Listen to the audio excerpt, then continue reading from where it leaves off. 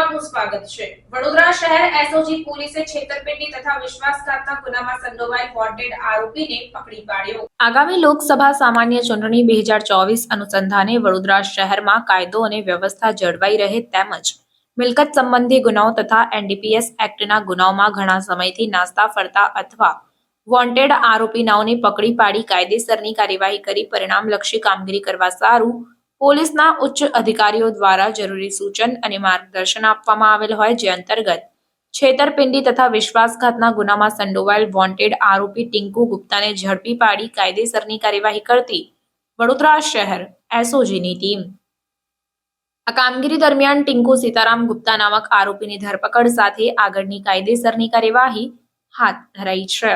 Report Nazeer Sheikh સાથે cameraman Arif Syed, Vadodara. સમાચારોની અવનવી updates માટે જોતા રહો સેક્યુલર ગુજરાત ન્યૂઝ।